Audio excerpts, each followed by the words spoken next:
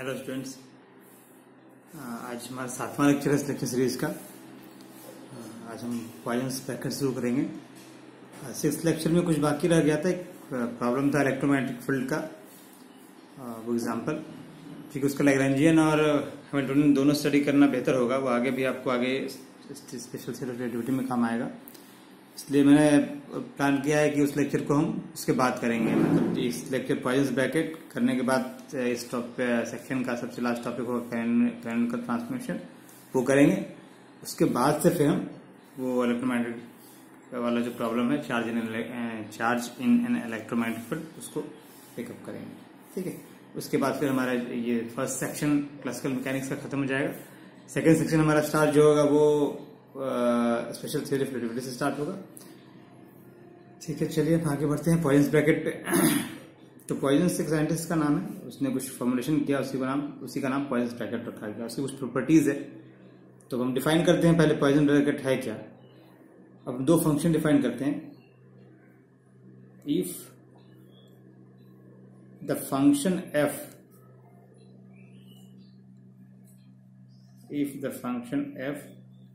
is a function of qk, generalized coordinate and generalized momentum, and function g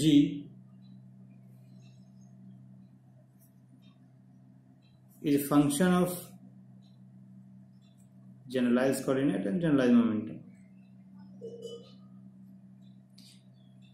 It means we have taken two functions f and g, which are functions of generalized coordinates and generalized momentum. Then Poisson bracket can be defined as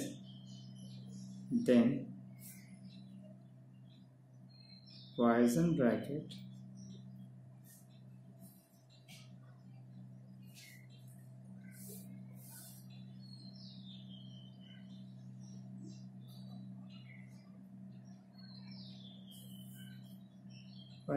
of f and g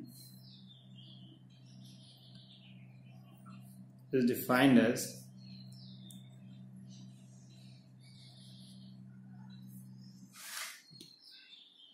ये poison bracket का notation है, F G and Q P. Simplicity के लिए हम ये जो Q P यहाँ लिख रहे हैं इसको ड्रॉप भी कर सकते हैं, सिर्फ एफ एन जी भी लिख सकते हैं। फिलहाल सिर्फ एफ एन जी अगर भी लिखते हैं तो भी इंडिकेट कर रहा है क्यू पी के रिस्पेक्ट में ही हम इसका पॉइजन ब्रैकेट ले रहे हैं। This equal to summation over K is equal to 1 to n del of F, function f का differentiation with respect to generalised coordinate, and then function g का differentiation with generalised momentum, minus again differentiation of function f with respect to p K generalised momentum, del g by del q K generalised coordinates. ठीक है, so there are two functions f and g, and ध्यान दीजिए यहाँ पे कि एक बार आपने f और g का ऑर्डर एक सेम रखा है, f और g है, फिर f और g है, q p का ऑर्डर चेंज हो गया है। फर्स्ट टर्म में आपके पास फंक्शन f को आपने जनरलाइज्ड कोऑर्डिनेट्स के टर्म में डेरिवेटिव निकाला है, सेकेंड टर्म में g को जनरलाइज्ड मोमेंटम के टर्म में, और जब नेगेटिव साइन के बाद सेकेंड टर्म लिखते हैं तो ऑर्डर p और q का अपोजिट कर देते हैं। मतलब फंक्शन f को डेरिवेट करेंगे हम मोमेंटम के टर्म में, जनरलाइज्ड मोमेंटम के टर्म में, और फंक्शन g को डेरिवेट करेंगे जनरलाइज्ड कोऑर्डिनेट के टर्म में। बस इतना ही इसका डेफिनेशन है। तो ये हो गया कि ऐसे हमारा लिखा जाएगा पॉइजन ब्रैकेट। एफ और जी की जगह कुछ भी आप डाल दीजिए, कोई भी फंक्शन ले लीजिए, और फिर आप इस पे बैठा के देखिए, जो रिजल्ट आता है वो आपको पॉइजन ब्रैकेट का रिजल्ट देगा। तो हम लोग एग्जाम्पल कर लेते हैं। अगर एफ जी जो हमने रैंडम फंक्शन लिया उसके जगह पे अगर हम कुछ और ले लें, फॉर सिंप्लिसिटी अगर हम पहला कंडीशन कंसिडर करते हैं, लेट एफ को हमने मान लिया क्यू आई एंड जी को मान लिया क्यू जी। ठीक है, तो हमारा जो पॉइजन ब्रैकेट क्या हो जाएगा, क्यू आई क्यू जी। इसको आप ऐसे लिख सकते हो क्यू पी, या जैसे मैंने कहा कि इसको ड्रॉप कर सकते हैं तो हम ऐसे भी लिख सकते हैं क्यू आई क्यू जे का पॉइजन ब्रैकेट। ठीक, ब्रैकेट यही देना है, ब्रैकेट। अब सब्स्टिट्यूट करेंगे हम, तो फर्स्ट फंक्शन हमारा क्यू है, तो फर्स्ट फंक्शन क्यू आई का हम क्यू के के साथ डेरिवेटिव निकाले पार्शियल, फिर क्यू जे का पी के के साथ, फिर क्यू आई का पी के साथ, फिर क्यू जे का क्यू के साथ। ठीक, ये हमारा टर्म। अब यहां पे आपको ध्यान देना है कि Q and P are independent coordinates. जो जनरलाइज मोमेंटम और जनरलाइज कोऑर्डिनेट्स हैं, दे आर इंडिपेंडेंट कोऑर्डिनेट्स, एक दूसरे पर डिपेंड नहीं करते हैं।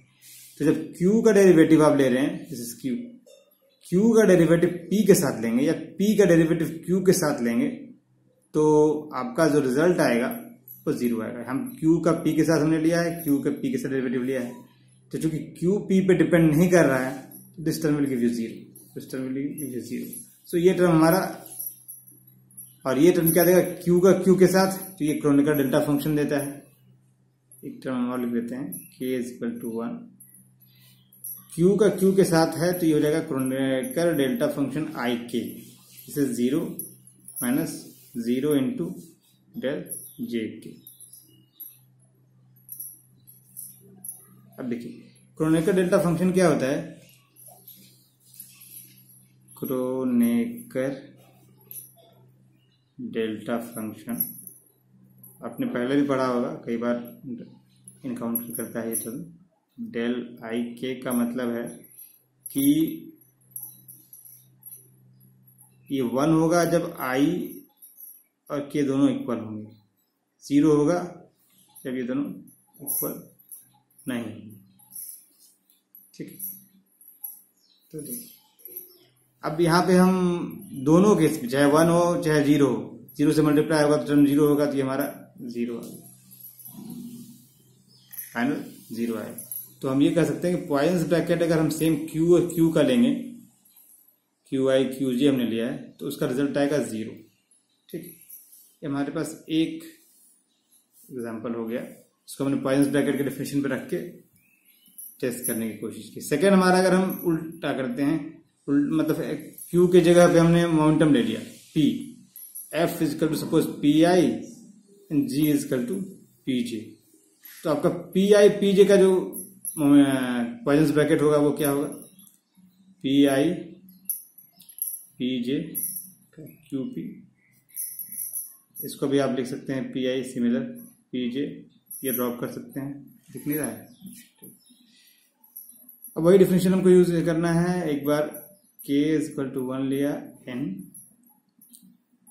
डेल क्यू आई, सॉरी यहाँ p ले रहे हैं ना, ये P I, del P I del Q K del P J del P K minus del P I by del P K del P J by del Q K. Same है, जहां Q लिया था हमने वहां P ले लिया, जहां generalise coordinate का टर्म लिया था वहां जनरलाइज मोमेंटम का टर्म ले रहे हैं। तो देखिए यहाँ पे आ रहा है पी का क्यू के साथ डेरिवेटिव वो 0 हो जाएगा, इस टर्म में भी पी का क्यू के साथ डेरिवेटिव 0 हो जाएगा। ये क्रोनेकर डेल्टा फंक्शन देगा, लेकिन 0 से मल्टीप्लाई होकर सारे 0 हो जाएंगे, तो हम एक ही लाइन में डायरेक्ट लिखते हैं, द रिजल्ट शुड बी 0। तो हमारे पास क्या आ गया, पी आई पी जे का जो पॉइजन्स ब्रैकेट है, मतलब सेम अगर वेरिएबल रहा तो उसका पॉइजन्स ब्रैकेट 0 होगा।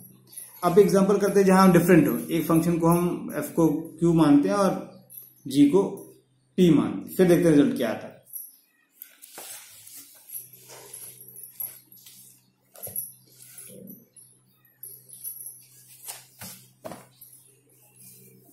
Late f is equal to P आई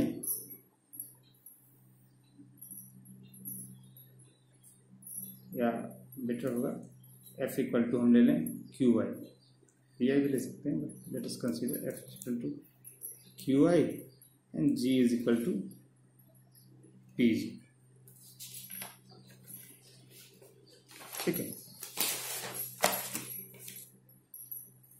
तो अब निकालिए, सेम प्रोसीजर सेम ही रहेगा, सिंपल है प्रोसीजर, इतना आसान है कि एक बार आप समझ गए तो फिर सोचना नहीं है। क्यू पी, बैठाइए डेफिनेशन में, k is equal to 1 to n हो जाएगा, और ये del Q I by del Q K del P sorry J is equal to del P K minus del Q I by del P K del P J by del Q K. देखिए आपके पास यहाँ पे दोनों first term में q का derivative q के साथ है, p का डेरिवेटिव p के साथ है, दोनों क्रोनेकर डेल्टा का फॉर्म में रहेंगे। सेकंड में है q का p के साथ, p का q के साथ, तो हमारा q p दोनों इंडिपेंडेंट होने की वजह से ये बेटा जीरो होगा, ये भी जीरो होगा, तो सेकंड टर्म जीरो हो जाएगा, बच जाएगा सिर्फ फर्स्ट टर्म। अब फर्स्ट टर्म में भी देखिए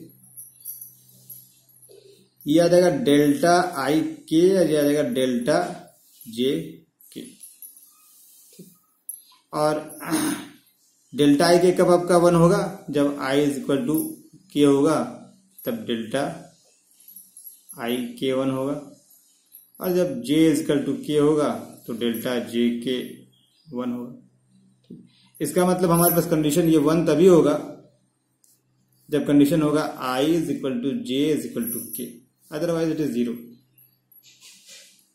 अदरवाइज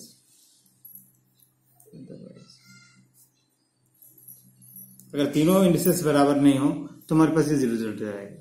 तो इसका मतलब फाइनल रिजल्ट क्या आया कि अगर आप पॉइजन ब्रैकेट निकाल रहे हैं क्यू आई पी जे का, तो ये रिजल्ट आएगा आपका डेल्टा आई जे, और ये 1 होगा for I is equal to J, 0 होगा for I is not equal to J. तो इसको हम अगर कैटेगराइज करना चाहें, मान लीजिए कि हमने लिखा Q1 P1, तो ये आपके पास 1 आ जाएगा। Q1 P2 अगर लिख देते हैं तो 0 हो जाएगा। सिमिलरली वी कैन राइट कि x लिखा Px लिखा ये 1 हो जाएगा, अगर x लिखा Py कर दिया तो ये 0 हो जाएगा, सो ऑन आपके पास खुद कर लीजिए। तो ये हमारे पास 3 रिजल्ट आ गए। पहला रिजल्ट आया कि अगर Q और Q ले रहे हैं, दोनों सेम है, P और P है, तो ये आपका 0 आएगा। अगर Q P सेम तो ये 1, ये हमारा रिजल्ट होगा। अब इसकी प्रॉपर्टी पर जाते हैं, हम देखते हैं प्रॉपर्टी क्या क्या है। Properties of poison bracket, properties of poison bracket. ठीक, पहला प्रॉपर्टी हम जिसमें ट्राई करेंगे, f 2 फंक्शन लिए थे क्यू पी। अब फंक्शन का ऑर्डर अगर आप रिवर्स करते हैं तो एक नेगेटिव साइन आ जाएगा, जी एफ क्यू पी। अब इसको हम प्रूफ करते हैं, F G L H S से स्टार्ट करते हैं। ये आपके पास आ गया K del F by del Q K del G by del P K minus del F by del P K and del G by del Q K. ये आपका हो गया पॉइजन ब्रैकेट। अब थोड़ा सा हम इसमें ट्रिक खेलते हैं कि माइनस हम बाहर ले लिया, अगर नेगेटिव बाहर ले लिया तो क्या हो जाएगा, के रहेगा, ये टर्म फर्स्ट, ये पहला टर्म हो जाएगा del F by del P K del G by del Q K minus del F by del Q K del G by del P K. अब देखिए a into B is equal to B into A commutative rule होगा इसका product का। तो अगर आप इसको shift कर दें इस तरह दोनों टर्म को तो कोई दिक्कत नहीं होना है। यही काम हम दोनों टर्म के लिए कर लेते हैं कि मैंने इसको पहले कर दिया del G by del Q K del F by del P K, और यहाँ भी हमने पढ़ दिया del G by del P K, del F by del P K. अब ध्यान से देखिए, ये टर्म आपके पास फर्स्ट फंक्शन का डेरिवेटिव क्यू के साथ, सेकंड फंक्शन का डेरिवेटिव पी के साथ, फिर फंक्शंस का ऑर्डर सेम रहा, डेरिवेटिव जो ले रहे हैं वो पहले पी का डेरिवेटिव आ गया फिर क्यू का आ गया।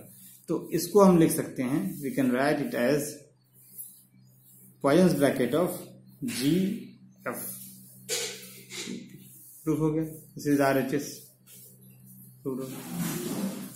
एक प्रॉपर्टी, दूसरी प्रॉपर्टी तो जो भी हम प्रूफ किए वही है कि अगर सेम होगा तो आपके पास 0 होगा पॉइजन्स ब्रैकेट, डिफरेंट होगा तो 1 होगा। तो सेकेंड प्रॉपर्टी में हम इसको दे सकते हैं डायरेक्ट, इसे तो मैंने प्रूफ कर दिया है, दोबारा प्रूफ करने की जरूरत नहीं है। Q K Q L is equal to 0 is equal to P K P L, ठीक। और थर्ड था क्यू के पी एल, जनरली लिख रहा हूं डेल्टा के एल। ये हमारा दो प्रॉपर्टी हो गया। अब कुछ आइडेंटिटीज है जिससे मैं लिख रहा हूं, आप ट्राई करेंगे सॉल्व करने का। तो आइडेंटिटीज, आइडेंटिटीज में क्या है, ये बहुत आसान है, पर आप ट्राई करके देखिए। अगर नहीं, इनमें से कोई प्रूफ नहीं होता है तो आप मुझे कमेंट बॉक्स पे, व्हाट्सएप पे या यूट्यूब चैनल वाले पे लिख सकते हैं या फोन कर सकते हैं। तो जहां पे दिक्कत होगी हम डिस्कस कर लेंगे, बट इसे ट्राई कर जरूर करिएगा। सारे जो आइडेंटिटी में लिखने जा रहा हूँ अगर सब ट्राई करते हैं तो डेफिनेटली है कि पॉइजन्स ब्रैकेट आपको पूरी तरह से याद हो जाएगा, आपको फिर इसे देखने की जरूरत नहीं है। एक बार आपने कर लिया तो समझिए आपके दिमाग में बैठ गया, कभी भी कोई प्रॉब्लम आएगा तो आप कर सकते हैं, बट अपने से खुद करके देखेंगे तभी ये संभव हो। एफ और एफ सपोज, ये तो सिंपल सा है, जैसा मैंने ये किया था सेम। अगर फंक्शन रहेगा तो 0 आएगा, एफ की जगह क्यू की जगह एफ ले लीजिए, आ जाएगा। सेकेंड आइडेंटिटी है कि एफ और कांस्टेंट का, ये भी 0 होगा जहां where C is a constant. अब करके देखिए, सी क्या है, कांस्टेंट है, इसका डेरिवेटिव दोनों टर्म में आएगा, और कांस्टेंट का डेरिवेटिव किसी भी कोऑर्डिनेट के वेरिएबल के साथ 0 ही होना है, तो दोनों टर्म 0 हो जाएंगे, ठीक है। थर्ड में अगर प्रोडक्ट रहे एक कांस्टेंट फर्स्ट फंक्शन के साथ मल्टीप्लाई है, तो इसको करके देखिए ये सेम आएगा। निकाल के देखिए, लेफ्ट हैंड साइड का निकाल के देखिए, राइट हैंड साइड का निकाल के देखिए, तो आपको रिजल्ट सेम आएगा। फोर्थ में है कि अगर दो फंक्शन ऐसे एडेड है f1 f2 z, तो आपके पास जो रिजल्ट आएगा f1 इक्वलेंट आएगा f1 g plus f2 g। कई बार आप प्रॉपर्टी को डायरेक्ट यूज कर सकते हैं अगर आप इसको याद रखते हैं तो, और एक बार प्रूफ कर लेंगे तो याद ऑटोमेटिक हो जाएगा। ये 5 f1 पर कीजिएगा जरूर, अगर आप प्रैक्टिस करेंगे तो आपको याद रहेगा, नहीं करेंगे तो पहली बार करने में दिक्कत होगी। एक दो बार कर लीजिएगा, समझ जाइएगा, फिर दिक्कत नहीं होगी। G1 F1 G2 एक टर्म, फिर F1 G1 G2। अगर हम डेरिवेटिव निकालना चाहें पॉइजन्स ब्रैकेट का, फिक्स आइडेंटिटी है, derivative of Poisson's bracket f and g with respect to t, तो क्या होगा, पहले फर्स्ट टर्म का डेरिवेटिव करना होगा आपको, सेकेंड टर्म का पॉइजन्स ब्रैकेट प्लस फिर फर्स्ट टर्म रहेगा और सेकेंड टर्म का डेरिवेटिव का के साथ पॉइजन्स ब्रैकेट लेना। 6 हो गया। 7 में आपके पास ये सबसे इंपॉर्टेंट है, जैकोबी आइडेंटिटी, ठीक है, इसका नाम है जैकोबी आइडेंटिटी। ये होगा f और पॉइजन्स ब्रैकेट ऑफ g के साथ आप ले रहे हैं, एक पॉइजन्स ब्रैकेट है, फिर फंक्शन के साथ दूसरा पॉइजन्स ब्रैकेट ले रहे हैं, ठीक है। और इसी को साइक्लिक ऑर्डर में आप, अभी एफ जी के था, फिर जी के एफ ले लीजिए, फिर के एफ जी हो जाएगा, 3 टर्म आ जाएंगे, G K F plus K F G, अंदर भी पॉइजन्स ब्रैकेट ही है, G G is equal to 0। This identity is called Jacobi identity, Jacobi identity, ठीक। ये हो गया आपका पॉइजन्स ब्रैकेट का डेफिनेशन उसे कैसे इम्प्लीमेंट करते हैं, उसका सर्टेन प्रॉपर्टीज, उसके रिलेटेड आइडेंटिटीज, इन सबको करके देखिए। अब इसमें एक चीज और है, वो एक इम्पॉर्टेंट फैक्ट है कि अगर किसी फंक्शन का हैमिल्टोनियन के साथ पॉइजन ब्रैकेट लेते हैं और वो 0 आता है तो उसका क्या मीनिंग, ठीक है। तो हम देखते हैं, बेसिकली हमको निकालना क्या है कि रिजल्ट पहले लिख रहा हूं। अगर किसी फंक्शन का हैमिल्टोनियन के साथ पॉइजन ब्रैकेट लेते हैं, ठीक है, ये मैं पहले रिजल्ट लिख दे रहा हूं, उसके बाद मैं इसे करूंगा ताकि समझ में आए क्या करने वाला हूं। ये 0 आता है तो इसका मतलब होगा कि आपका जो f है, फंक्शन f है, that is constant of motion, constant of motion, ठीक है। और इसको अनदर वे में भी एक्सप्रेस कर सकते हैं कि दूसरे तरीके से, कि अगर इफ f जो है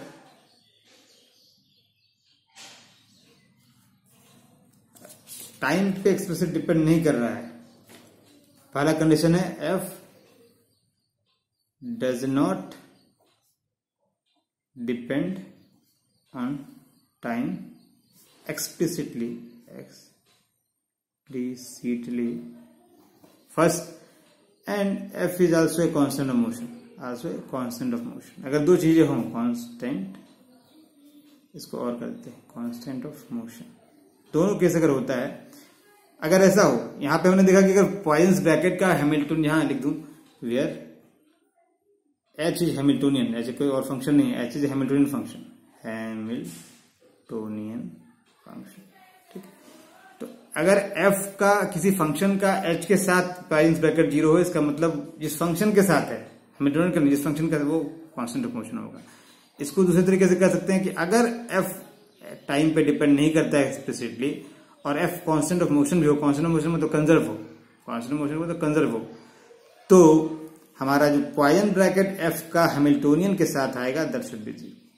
सेम चीज है, आप एक इधर से भी कर सकते हैं, उधर से भी कर सकते हैं, दोनों चीजें हो सकता है। अब इसी चीज को हम प्रूव करेंगे, ठीक है। ये पहले मैंने आपको रिजल्ट लिख दिया समझाने के लिए, अब इसी चीज को हम प्रूव करके दिखाएंगे, ठीक है।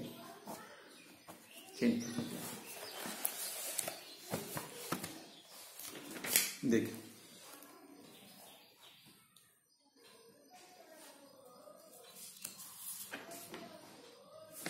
पहले हम जनरल फंक्शन लेते हैं, कंडीशंस हम बाद में लगाएंगे, पहले let us consider the general function. Start करते हैं, लेट द फंक्शन f जो है that is a function of generalize coordinate, generalize momentum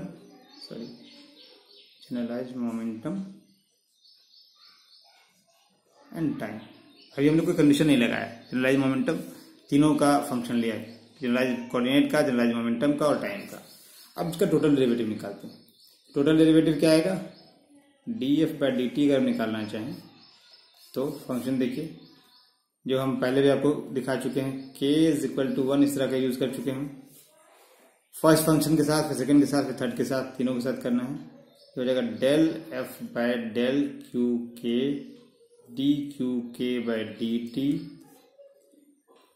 plus second function में आपका ∂f/∂pk dpk/dt, और थर्ड फंक्शन हो जाएगा ∂f/∂t, और dt/dt है तो उसको 1 ले लेंगे, ठीक। तो हमारे पास ये आ गया, हम dq/dt को लिख सकते हैं q डॉट, dp/dt को लिख सकते हैं p डॉट। तो हमारा टर्म चेंज हो जाएगा, k = 1 to n, first term आ गया ∂f/∂qk, और ये qk dot, plus second term आ गया ∂f/∂pk pk dot, plus third term as it is रहेगा ∂f/∂t। अब हम यहाँ हैमिल्टन इक्वेशन यूज कर लेते हैं, यूजिंग, इसको इक्वेशन नंबर 1 कर दीजिए। From Hamilton equation, Hamilton's equation से क्या आता है आपके पास, Q K dot is equal to del H by del P K, जहां एच आपका हैमिल्टोनियन है, and P K dot is equal to del H by del Q K. एक और था मैं del L by del T is equal to minus del H by del T, तो उसका जरूरत नहीं, इसलिए उसको यूज नहीं कर रहे। जहां वेयर एच के आपके पास था Hamiltonian, where H is Hamiltonian. अब इसी को आप सब्स्टिट्यूट कर दीजिए, substituting this in equation 1, substitute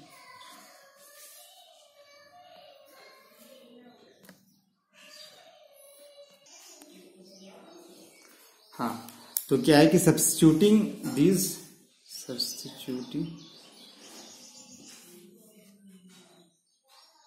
equation 2 दे दीजिए इसको नाम, इक्वेशन 2 इन इक्वेशन 1 क्या आ जाएगा हमारे पास, D F by D T is equal to, first term आपके पास हो जाएगा del F by del Q K, और क्यू के डॉट है तो जाएगा del H by del P K. Second term हो जाएगा आपके पास K is equal to 1 to n del F by del P K with minus sign del H by del Q K. Third term as it is रहेगा del F by del T. ठीक है, अब इसको लिख लीजिए, K is equal to 1 to n del F by del Q K del H by del P K minus K is equal to 1 to n del H by del Q K, sorry इसको मैंने उल्टा लिख दिया, del F first term है del F by del P K. ठीक है, first term के लिए फर्स्ट टर्म में लिखेंगे, और ये del H by del Q K. Third term as it is del F by del T रहेगा। अब ध्यान से देखिए इसको, क्या कॉमन आ सकता है, हमने समेशन साइन कॉमन ले लिया फर्स्ट दो टर्म के लिए 1 to n, और एक ब्रैकेट में इसको लिखते हैं हम, तो क्या रहेगा del F by del Q K del H by del P K minus del F by del P K del H by del Q K. अब अगर इसको आप ध्यान से देखिए तो this term gives you the Poisson bracket of function F and Hamiltonian. First term F है, H है, ऑर्डर चेंज नहीं हुआ है, नीचे का ऑर्डर चेंज हुआ है, तो हमारे पास ये टर्म आ जाएगा that is poison bracket of F and H. इसको हम क्यूपी लिख सकते हैं, उसको यहाँ क्यूपी लिख भी सकते हैं, छोड़ भी सकते हैं, सिंप्लिसिटी के लिए हम नहीं लिखते हैं, कोई दिक्कत नहीं, बट अंडरस्टूड है, उसी के रिस्पेक्ट में आपको डिफाइन किया गया bracket plus del F by del T. तो ये आ गया आपके पास D F by D T, जो फंक्शन का टोटल डेरिवेटिव। ये कई बार ऑब्जेक्टिव में भी आता है कई सारे एग्जाम्स में, यूनिवर्सिटी के एग्जाम्स के अलावा ये आपको ऑब्जेक्टिव में चूज करना दे देगा, कौन सा 3-4 ऑप्शंस रहेंगे, चुनना पड़ेगा आपको। ये फॉर्म याद रखना है, टोटल डेरिवेटिव है, ये पार्शियल डेरिवेटिव है, और ये पॉइंट्स ब्रैकेट है। ठीक है, अब कंडीशन हम इम्पोज करते हैं इसमें। अब हम पहला कंडीशन इम्पोज करते हैं कि एफ हमारा कांस्टेंट ऑफ मोशन है। ठीक है, ये इसको आप चाहें तो क्यूपी लिख ही दीजिए, नहीं भी लिखेंगे तो भी कोई बात नहीं, पर हम लिखते आ रहे हैं तो यहाँ लिख दीजिए यूजिंग डिफिनेशन ऑफ, ये कहाँ से यहाँ से आया, using definition of Poisson's bracket, Poisson's bracket. ठीक,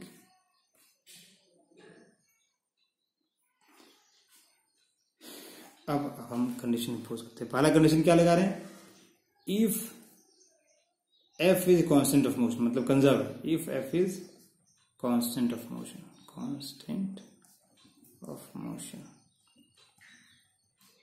तो आपके पास क्या हो जाएगा, एफ अगर कंजर्व या कांस्टेंट तो डी एफ बाय, एफ को वेक्टर साइन से लिखा है यहाँ पे, वेक्टर्स का मतलब D F by D T हमारे पास जो आएगा, एफ कांस्टेंट है तो आपका D F by D T 0 होगा। ठीक है, D F by D T 0 होगा, इसका मतलब क्या हो गया, लेफ्ट हैंड साइड 0 है तो राइट हैंड साइड आपका, इसको क्वेश्चन नंबर 3 कर दीजिए, तो आपका फ्रॉम 3 क्या हो जाएगा, F H Q P plus del F by del T is equal to 0। ठीक, अब दूसरा कंडीशन लगाते हैं कि एफ हमारा टी पे एक्सप्लिसिटली डिपेंड नहीं कर रहा है, and also if function F does not depend on time explicitly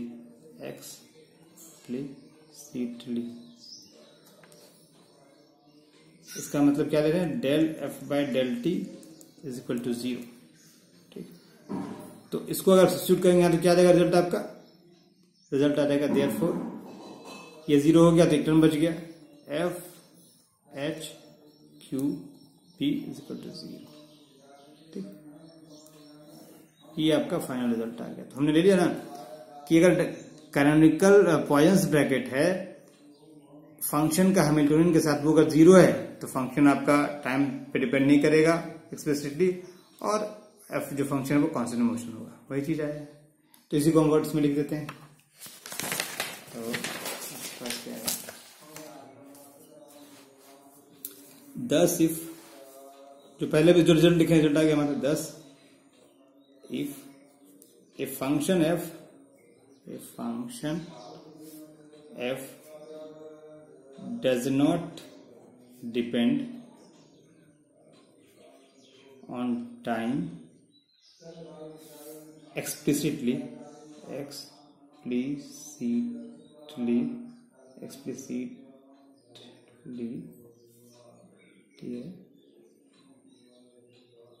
and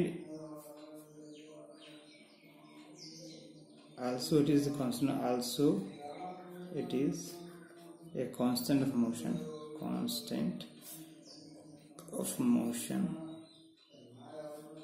then its Poisson's bracket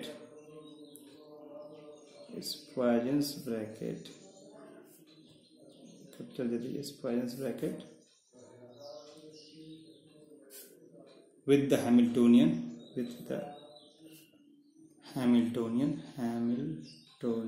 vanishes। एक हो गया, और इसी को दूसरे शब्द में लिख सकते उल्टा की, अगर हैमिल्टोनियन का पॉइजंस ब्रैकेट किसी फंक्शन के साथ 0 होगा तो फंक्शन कांस्टेंट ऑफ मोशन होगा। ठीक है, in other words a function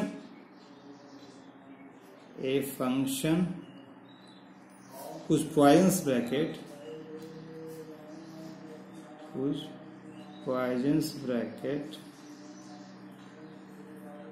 a function whose Poisson's bracket with Hamiltonian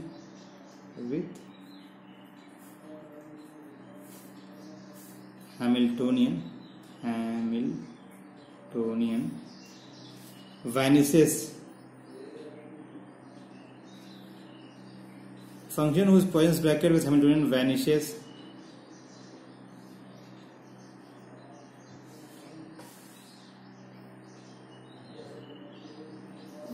a function whose Poisson's bracket with Hamiltonian vanishes,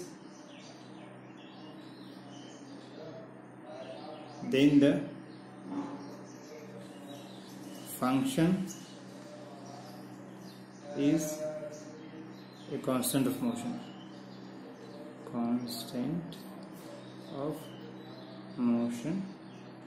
और ये h के नेचर पे डिपेंड नहीं करेगा, हैमिल्टोनियन के नेचर पे, हैमिल्टोनियन आपका कांस्टेंट ऑफ मोशन है या नहीं इस पे डिपेंड नहीं करेगा। Result does not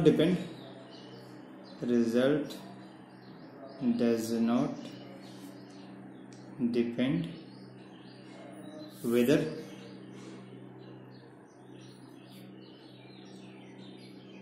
h itself is constant of motion,